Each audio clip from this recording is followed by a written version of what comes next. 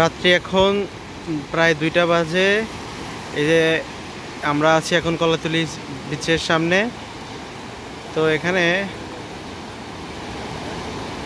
দেখতেই পাচ্ছেন যে জেলেরা কিন্তু মাছ ধরতেছে।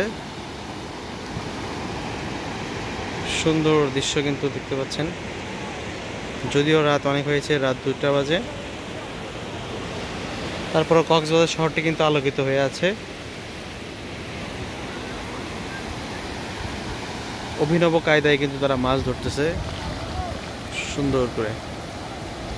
আর আমরা এত রাতে কিন্তু উপভোগ করতেছি সমুদ্রের ঢেউ এবং সাথে মাছ ধরার যে দৃশ্যটি আমাদের কাছে অনেক ভালো লেগেছে।